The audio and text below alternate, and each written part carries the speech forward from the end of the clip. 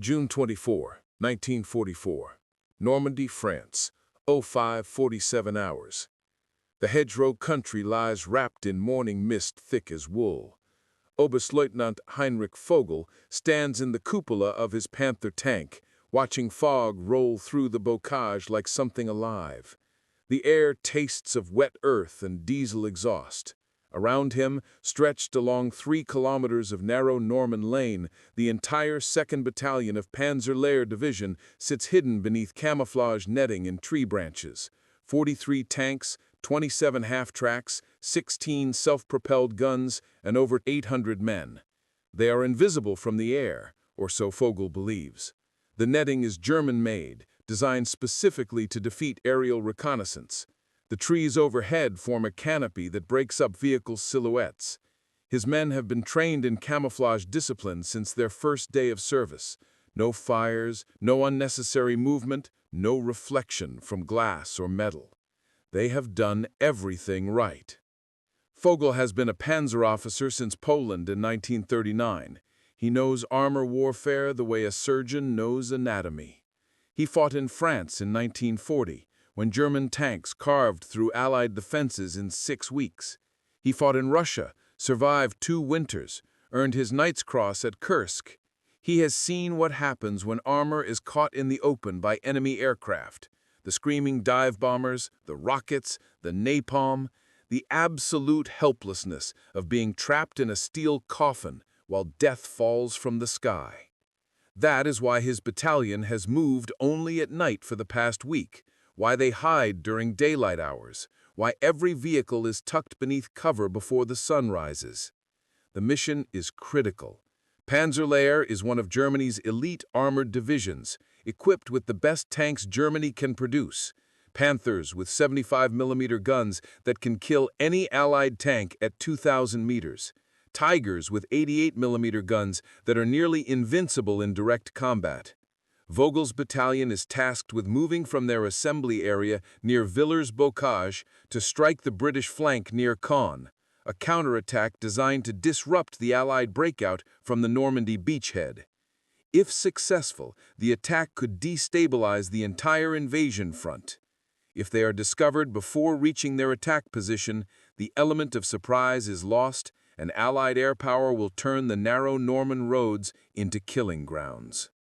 Vogel checks his watch. 05:48. The fog should hold until at least 0800, maybe longer.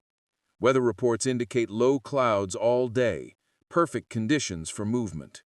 By tonight, his battalion will be in position. By tomorrow morning, they will strike. He allows himself a moment of confidence. The Americans and British have air power, yes, massive air power, more aircraft than Germany can dream of producing. But air power is useless if the enemy cannot see you. And in this fog, in this terrain, beneath these trees, his battalion is invisible. He does not yet know that 5,000 feet above him, invisible in the overcast, an aircraft is approaching that will shatter every assumption he holds about concealment, about camouflage, about the possibility of hiding from American technology. He does not yet know that the rules of warfare have changed, and that Germany is playing by rules that are already obsolete. The sound reaches him at 05:52, a distant drone, faint and high, barely audible over the idle of nearby tank engines. Vogel frowns. Aircraft, definitely, but the engine note is wrong. Not the roar of fighters or bombers, but a lighter sound, almost leisurely. He scans the sky but sees only fog and low cloud. The sound grows neither louder nor fainter.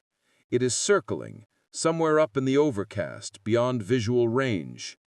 Probably a reconnaissance plane, his executive officer, Major Reinhardt, says dismissively. Lost in the fog. It cannot see us through this soup. Vogel is not so certain. He has learned to trust his instincts after 5 years of war. Something about that sound troubles him.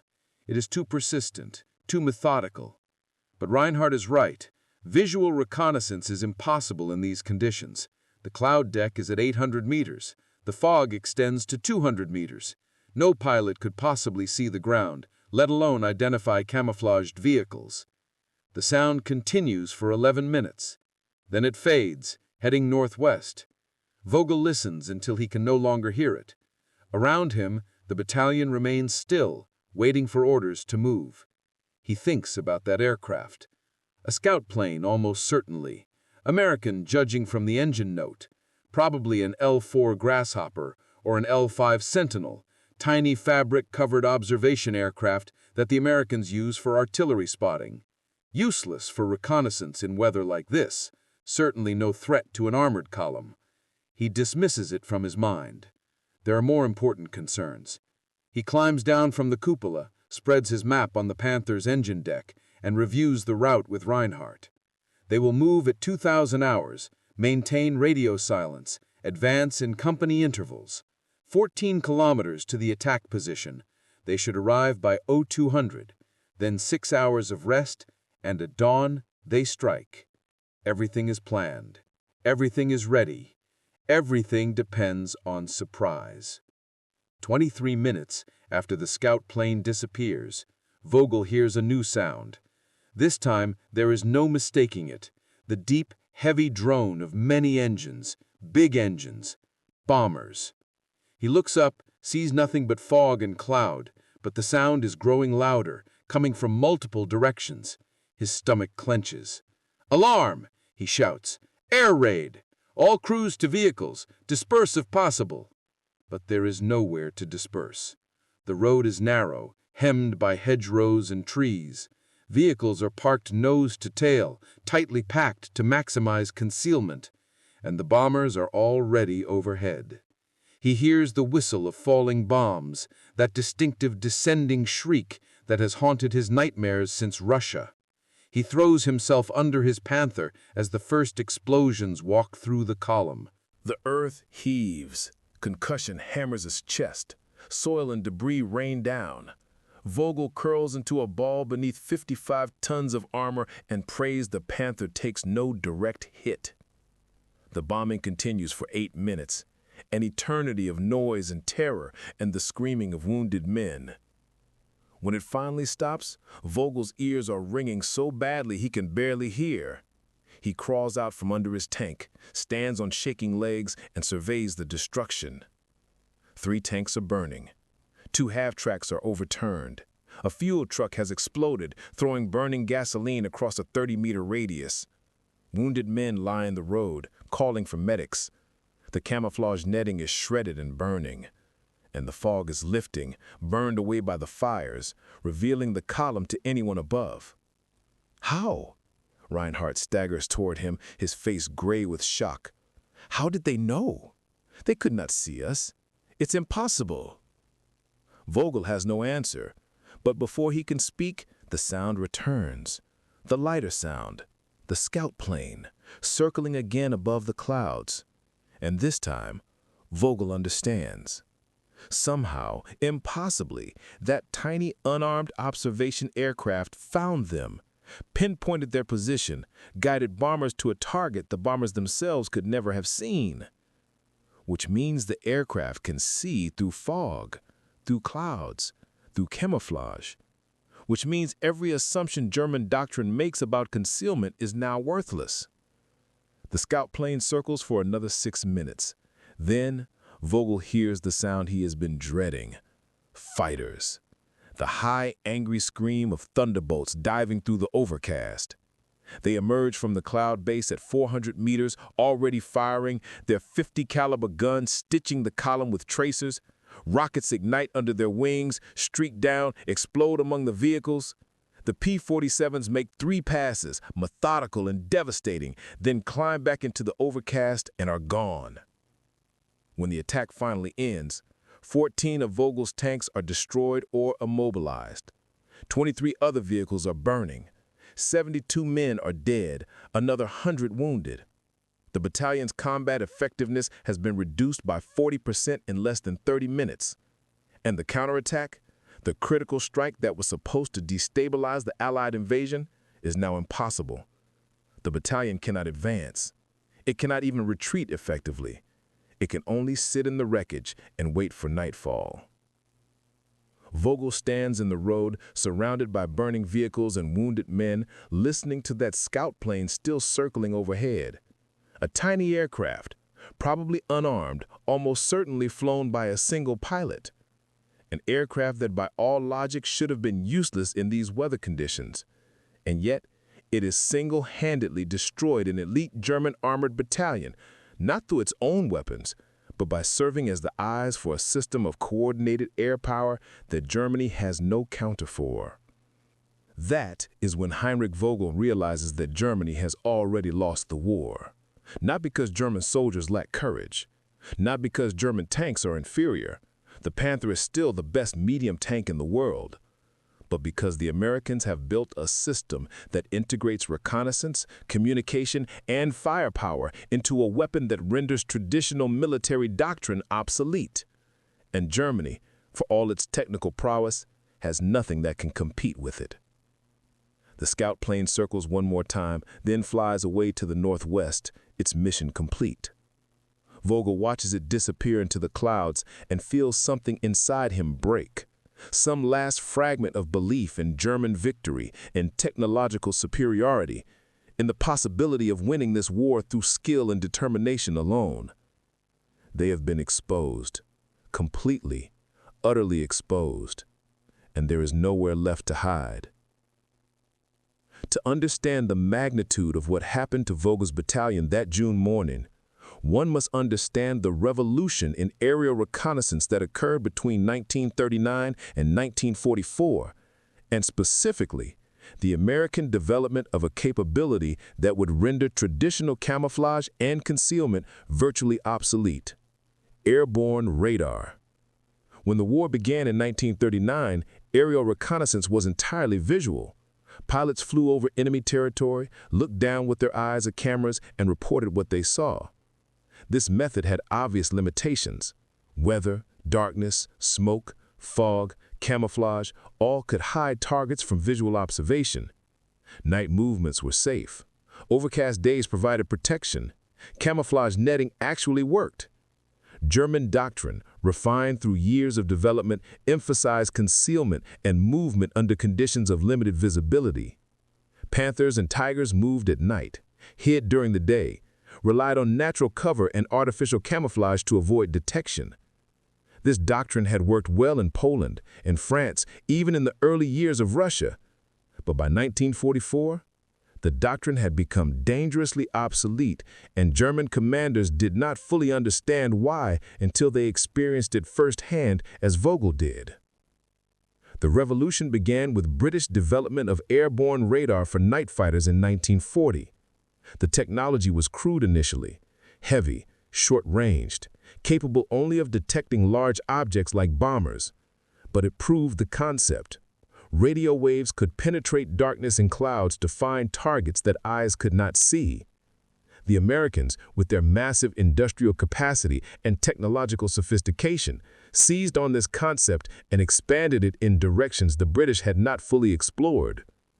By 1943, American engineers had developed the SCR-717 radar altimeter, which could provide precise height readings regardless of visibility.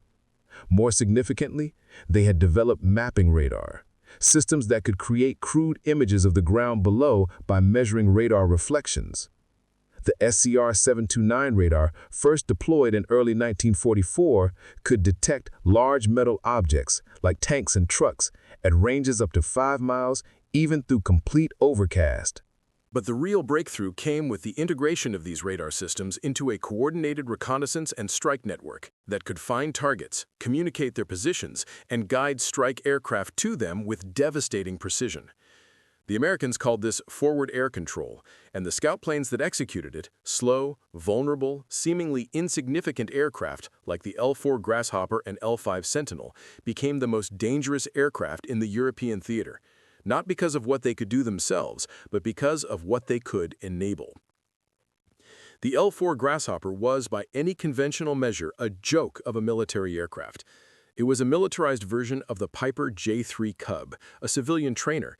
It had a fabric-covered fuselage, a 65-horsepower engine, a top speed of 85 miles per hour. It was unarmed. It carried no bombs. A German soldier with a rifle could shoot one down if the pilot flew low enough. German officers routinely dismissed them as Amerikaner Spielzeug, American toys, irrelevant to serious warfare. This dismissal was a catastrophic mistake. What the L-4 carried was not weapons, but sensors and radios. By mid-1944, forward air control L-4s and L-5s were being equipped with lightweight radar sets, modified versions of the SCR-729 that could detect metal objects on the ground even through fog, clouds, and camouflage. The radar could not produce detailed images, but it could show anomalies, concentrations of metal where there should be none, geometric patterns inconsistent with natural terrain, heat signatures from engines. An experienced operator could interpret these anomalies to identify hidden vehicle concentrations with remarkable accuracy. But radar alone was not enough. The real power came from the communication system. Each scout plane carried VHF radio equipment that allowed it to communicate directly with ground controllers, with bomber formations, with fighter-bomber squadrons. When a scout plane identified a target, it could vector strike aircraft directly to it, providing continuous updates on target position, describing the approach, adjusting aim, and assessing damage. The scout plane became the central node in a kill chain that turned American air power from a blunt instrument into a precision weapon. The Germans had nothing comparable. Luftwaffe reconnaissance relied on high-speed aircraft, modified fighters and bombers, flying photographic missions. These aircraft were fast but inflexible, required good visibility, and had to return to base to develop film before intelligence could be acted upon. The delay between reconnaissance and strike was measured in hours, sometimes days. By the time the photographs were analyzed and strike missions were planned, targets had moved. The Germans had no equivalent to forward air control, no organic integration of reconnaissance and strike, no ability to find and destroy targets in near real time. This disparity created a fundamental asymmetry. German armored formations could hide from visual observation, but they could not hide from radar. They could move at night, but radar-equipped scout planes could track them in darkness. They could camouflage their vehicles, but metal-detecting radar did not care about camouflage. Every doctrine, every tactical principle that German armor had relied on since 1939 was suddenly obsolete. And most German commanders did not realize it until, like Vogel, they experienced the consequences firsthand. The aircraft that found Vogel's battalion was an L-5 Sentinel from the 121st Liaison Squadron, piloted by Captain James McKenzie, a former crop duster from Iowa. McKenzie had been flying reconnaissance missions over Normandy since D+3, June 9th. His aircraft was equipped with an ANPS-13 radar set, a lightweight tail-warning radar that had been ingeniously modified by squadron technicians to provide limited ground mapping capability. The modification was unofficial, not part of any Army manual, but it worked.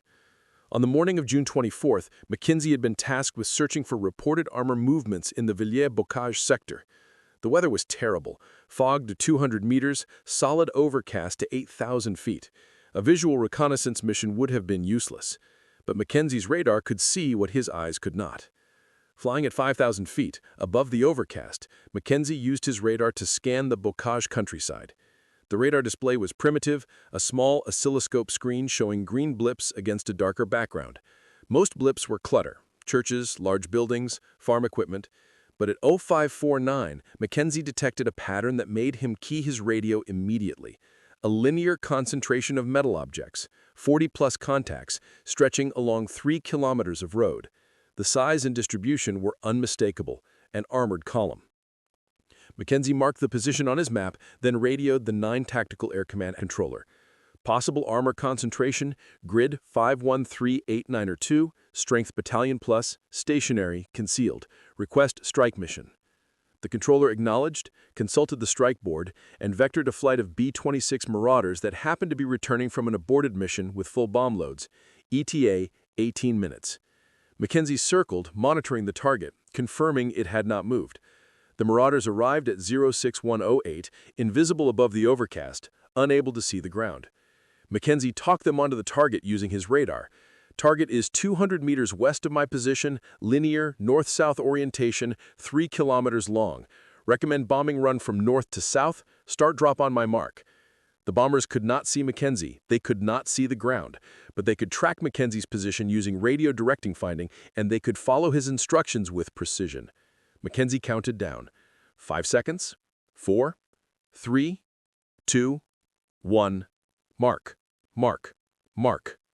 The Marauders dropped 180 500-pound bombs in a stick that walked through Vogel's column from north to south. Mackenzie watched the radar display as the explosions scattered the metal contacts. He assessed damage, radioed for a fighter bomber strike to finish the job, and vectored in a flight of P-47 Thunderbolts that arrived 12 minutes later. From identification to destruction, 43 minutes, all conducted through fog and clouds that made visual observation impossible. All coordinated by a single pilot in an unarmed scout plane that by conventional measures should have been irrelevant to the outcome of the battle. Mackenzie flew 217 similar missions before the war ended. He personally identified and directed strikes against 48 German armored formations, 124 truck convoys, 37 supply dumps, and 12 headquarters installations. His aircraft was never hit by enemy fire. He was awarded the Distinguished Flying Cross and went home to Iowa in 1945, where he returned to crop dusting and never spoke much about the war. But the impact of pilots like Mackenzie and the system they represented was profound and permanent. They made it effectively impossible for German armored formations to move or concentrate without being detected and destroyed. They turned the Norman bocage, terrain that should have favored the defenders, into a killing ground for German armor. They were a major factor in the collapse of the German position in Normandy and the subsequent breakout that led to the liberation of France. And they did it flying aircraft that German officers dismissed as toys. The symbolism of the scout plane became deeply significant to German soldiers who survived encounters with American air power. The sound of an L-4 or L-5, that high buzzing drone like a large insect, became associated with imminent disaster. German troops called them Fliegender Bleistift, the flying pencil, or Himmelschreiber, skywriter, because they seemed to mark positions for death from above. The sound of that small engine circling overhead, often invisible in clouds, was more terrifying than the roar of bombers, because it meant you had been found, you had been marked, and destruction was coming. Veterans of Normandy described lying in foxholes or sheltering under vehicles, listening to a scout plane circle overhead, knowing they were being watched by an enemy they could not see, knowing that at any moment bombs or rockets might fall. The psychological impact was devastating. It created a sense of permanent exposure, of having nowhere to hide, of being utterly vulnerable to an enemy with godlike ability to see everything, everywhere, at all times. One German officer, in a letter intercepted by Allied intelligence, wrote, "The Americans have a small aircraft, like a child's toy, that buzzes overhead and calls down thunder. We cannot shoot it down, it flies too high. We cannot hide from it, it sees through fog and darkness. We cannot escape it, it follows us wherever we go. It is like being hunted by a ghost that can summon demons." This sense of helplessness was compounded by the realization that Germany had no equivalent capability and no way to develop one. German radar technology was actually quite advanced. German scientists had pioneered much of the original research, but Germany's industrial base was collapsing under strategic bombing. Raw materials were scarce, and resources were devoted to wonder weapons like the V-2 rocket, rather than to practical systems like airborne radar networks. Even if Germany had wanted to copy the American forward air control system, they lacked the manufacturing capacity to produce the radios, the radar sets, the aircraft in sufficient numbers to make it effective. Moreover, by mid-1944, Germany lacked air superiority over its own territory. Scout planes are slow and vulnerable. They can only operate when friendly fighters control the sky. The Luftwaffe had lost that control over France, over Germany itself. Even if German forces had possessed scout planes with radar, they would have been shot down before they could be effective. The American system worked because it was supported by overwhelming fighter superiority, by a logistics network that kept aircraft fueled and maintained, by an industrial base that could replace losses faster than they occurred. The scout plane, therefore, became a symbol not just of American technological sophistication, but of American systemic superiority, the ability to integrate technology, logistics, training, and doctrine into a functional military system that could dominate at every level of warfare simultaneously. For Oberstleutnant Vogel, the encounter with the scout plane marked a fundamental transformation in his understanding of the war. In the days following the destruction of his battalion, as he worked to reorganize survivors and salvage damaged vehicles, he had time to think deeply about what had happened. He had been a believer in German technical superiority, in the quality of German tanks and the skill of German crews. He had believed that Wehrmacht discipline and tactical prowess could compensate for Allied material advantages. The scout plane had destroyed those beliefs. "We are fighting a different war than the one we prepared for," he wrote in a report to division headquarters. "The enemy can see us at all times, in all weather, through any concealment. Our camouflage doctrine is obsolete. Our movement doctrine is obsolete. We cannot hide, we cannot surprise. We cannot maneuver without being observed and struck. Unless we can contest the enemy's reconnaissance capability, and we cannot, every movement we make is futile. We are not fighting an army. We are fighting a system that is beyond our capacity to defeat." The report was forwarded up the chain of command and ignored. German doctrine did not change. German armored formations continued to move and fight using tactics developed in the 1930s, updated based on experience in Poland and France, refined in Russia. They continued to rely on camouflage and concealment. They continued to assume that fog and darkness provided protection. And they continued to be destroyed by an enemy who could see through weather, through camouflage, through every defensive measure German doctrine prescribed. In conversations with American intelligence officers, conversations that were recorded and later declassified, Vogel spoke extensively about the scout plane incident. "That was the moment I understood we would lose," he said, "not because of that one attack, but because of what it represented. You had created a way of fighting that we could not counter. We had better tanks, perhaps better crews, certainly more experience. But you could see us, and we could not see you. You could strike us, and we could not strike back. Your little observation plane, which we thought was harmless, was actually your most dangerous weapon, because it made all your other weapons infinitely more effective. We had no answer to it. We never developed an answer to it. And without that answer, every battle was futile." The American intelligence officer asked why Germany had not developed similar capabilities. Vogel's response was illuminating. "We did not think we needed it. We believed in the supremacy of the tank, of the panzer divisions, of armored warfare as we had practiced it since 1939. We thought your reliance on air power was a weakness, a substitute for real fighting. We were wrong. Your air power, guided by those scout planes, was more decisive than any tank could be. You did not need to meet us tank against tank. You simply destroyed us from the air before we could engage. It was not warfare as we understood it. It was industrial slaughter, made possible by technology we did not possess and could not counter." This admission, from a decorated panzer officer, a veteran of 5 years of armored warfare, encapsulates the transformation that the scout plane represented. It was not merely a tactical advantage, it was a paradigm shift, a fundamental change in how wars were fought, rendering obsolete the doctrines and tactics that Germany had perfected over years of combat. The scout plane also represented something deeper about American military philosophy and the democratic system that produced it. The American military in World War II was characterized by a pragmatic, problem-solving approach that valued effectiveness over doctrine, results over tradition. The modification of tail warning radar for ground mapping was not approved by any official authority. It was done by squadron-level technicians using their initiative and ingenuity. Forward air control doctrine was developed in the field, refined through trial and error, spread through informal networks rather than official channels.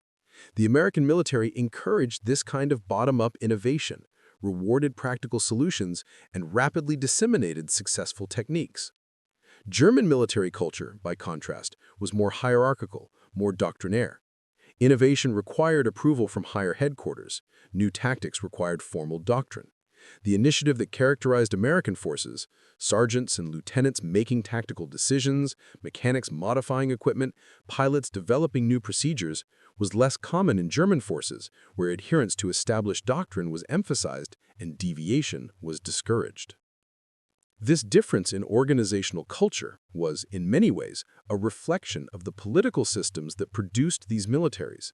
Democracy, for all its inefficiencies, tends to produce organizations that are adaptable, that value individual initiative, that can innovate rapidly in response to changing circumstances.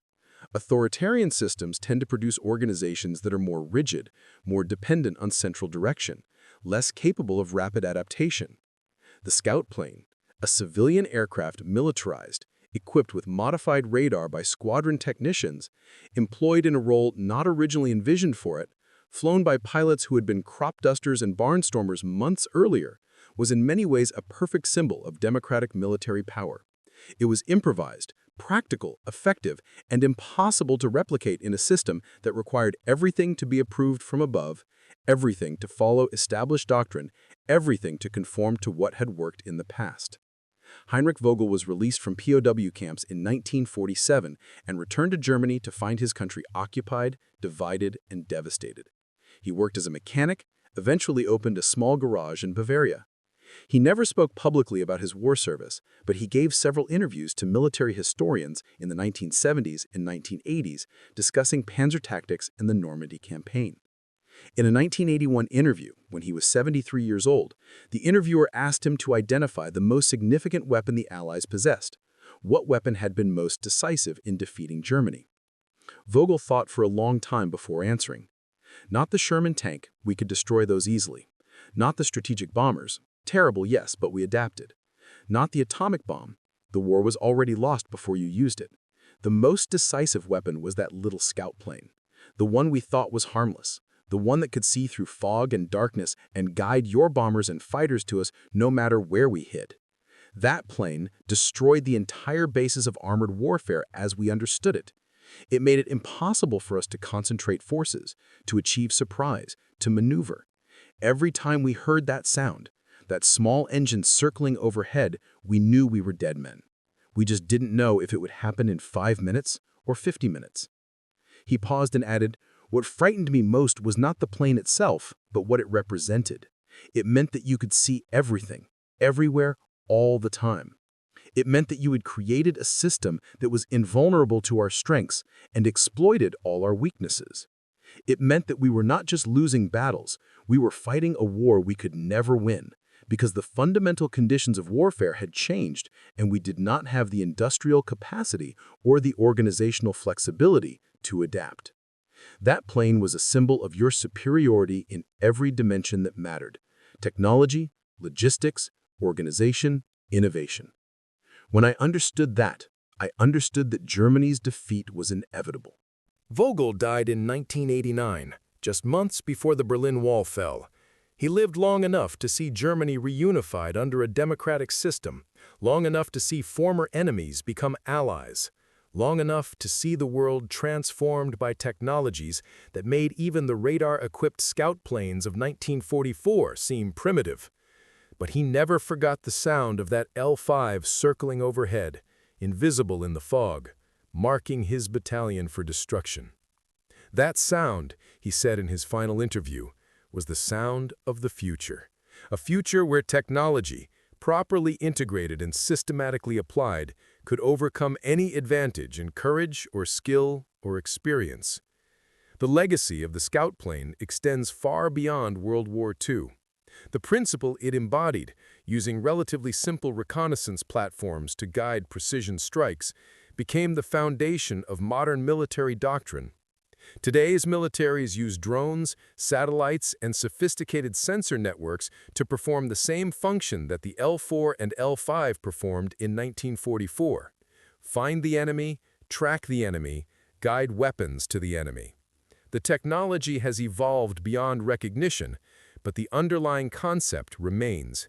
Whoever can see the battlefield most clearly, whoever can integrate reconnaissance and strike most effectively, holds an overwhelming advantage.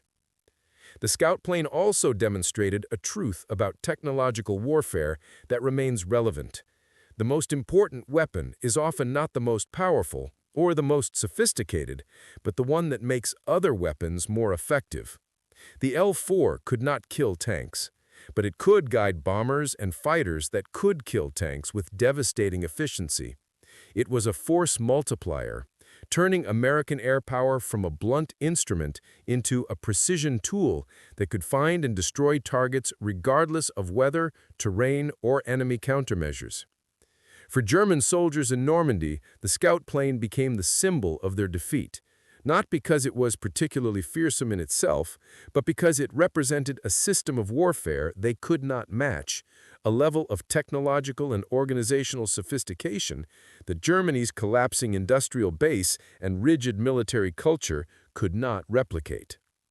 Every time they heard that distinctive engine sound, circling overhead in fog they thought would protect them, they were reminded that they were fighting an enemy who had changed the rules of war itself.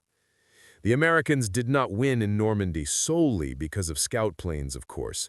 They won through overwhelming superiority in men, material, logistics, industrial production, and a dozen other factors. But the scout plane was the weapon that made that superiority operationally decisive, that turned material advantage into battlefield dominance, that made it impossible for Germany to leverage its remaining strengths, veteran troops, superior tanks, experienced commanders, because those forces could not survive long enough to engage the enemy. In the end, the lesson of the scout plane is a lesson about systems, about integration, about the importance of connecting sensors to shooters, about the value of organizational flexibility and bottom-up innovation. Germany had excellent individual components, good tanks, skilled soldiers, experienced officers, but Germany could not integrate those components into a system that could compete with American combined arms warfare, American logistical sophistication, American technological innovation. The scout plane, slow, unarmed, vulnerable, dismissed by German officers as a toy, proved more decisive than the Tiger tank, more dangerous than the Me-262 jet fighter, more important than any wonder weapon Germany developed. It proved that in modern warfare, the side that can see the battlefield most clearly and act on that information most quickly holds an essentially insurmountable advantage. Heinrich Vogel learned that lesson on June 24, 1944, when he stood in a Norman lane surrounded by burning vehicles, listening to a tiny aircraft circle overhead, invisible in the fog, marking his battalion for destruction. The sound of that engine, that high, buzzing drone, haunted him for the rest of his life. It was the sound of German defeat. It was the sound of technological obsolescence. It was the sound of a future that Germany could not adapt to, could not compete with, could not survive. And it came from an aircraft that weighed less than 1,000 pounds, flew slower than a modern car, and was built from fabric and wood and ingenuity. The Americans had taken a civilian trainer, equipped it with modified radar and good radios, flown it with initiative and intelligence, and turned it into the weapon that broke the back of German armored warfare in France. That is the truth that Vogel carried with him for 45 years after the war. That is the lesson written in the wreckage of his battalion, burned into the Norman hedgerows, carved into the history of armored warfare. The most dangerous weapon is not always the most powerful or the most sophisticated, but the one that makes other weapons more effective. The L-4 could not kill tanks, but it could guide bombers and fighters that could kill tanks with devastating efficiency.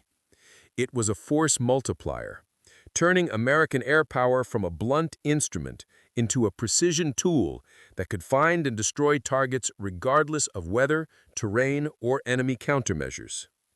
They thought it was useless.